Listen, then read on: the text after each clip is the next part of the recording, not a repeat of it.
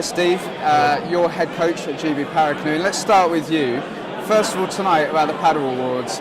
What does it mean for Team GB to receive the award and also be here on this, the premier event that's ever been hosted? Yeah, I mean, firstly, the award ceremony, long time coming. I think it's a really, really good opportunity to really highlight paddle sport across the globe. For us in Great Britain, look, we've been trying very hard for about 4 years now to highlight and give better prominence to Paracanoe. We're very fortunate that we've been successful over the last 4 years. We're even more fortunate that we've been highlighted for this award. So we're very, very privileged and very honoured to have received it. So it's fantastic. You must be doing something right with, obviously, you continue to top the medal tables, whether it's at Euros or consecutive World Championships as well. But we're talking from a whole range of athletes as well, winning medals of different colours. What's your secret recipe? Look, we took a really long, hard look at Paracanoe when we first started out, and came up with, before we even identified athletes, with a strategy as to how we thought we were going to win medals. So obviously you do need quality athletes, and in Jeanette and the others we've got some quality athletes. But we've identified what it takes to win. What it takes to win the medals at championships. And then from identifying what it takes to win, we then disseminate that down and we work towards what it takes to win. So it's not just the programme manager, it's not just the athletes, it's not the coaches, it's a collective joint effort that everyone pulls in the same direction in order to get the results. Perfect. And obviously it's been a difficult time as well with the reclassification of the Paralympics. And how have GB athletes and athletes generally around the world, we're talking paracanoeists, been affected by these changes, and how have they been dealing with them? Yes, look, it's a really challenging subject, both politically, both through a programme with regards to funding issues, and then also for athletes. So, as far as us as a programme, we've been really challenged with trying to do the best by our athletes, but also get the best results for the programme. So we've looked long and hard at how we're going to achieve that, and that means identifying athletes that we think have the potential to move forward in the new system. Globally, I've got to say, although I think the system is better and the scoring system is a fairer system, it's rocked the world of Paracanoe. It's come very late on, this far near to Paralympic Games. I happen to think that across the globe there'll be lots of people in the coming months that will be very disappointed. From our own perspective, we've lost nearly 40% of our athlete pool because of the changes, and I think you'll see that disseminate across the globe. Okay, well, let's just jump on that point we were talking about with Steve. I mean, I know because you've been competing in Vara and in kayak as well. So how has that made you feel, not being able to compete in Vara at the Paralympics? It's a real shame. I mean, I suppose lucky that I was doing both boats. So when they dropped the VAR,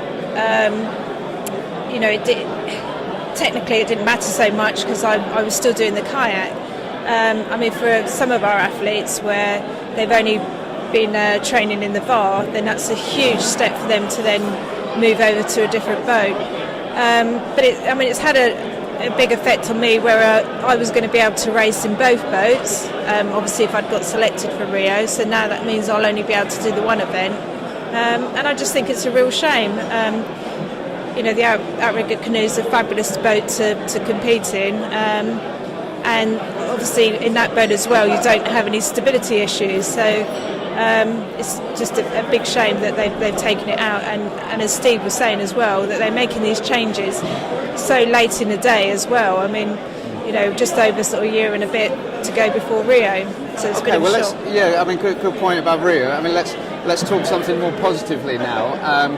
You have a team that are really on form across the board. I mean, have you got any names in any disciplines at this stage? Anyone you think that we should be looking out for at Rio?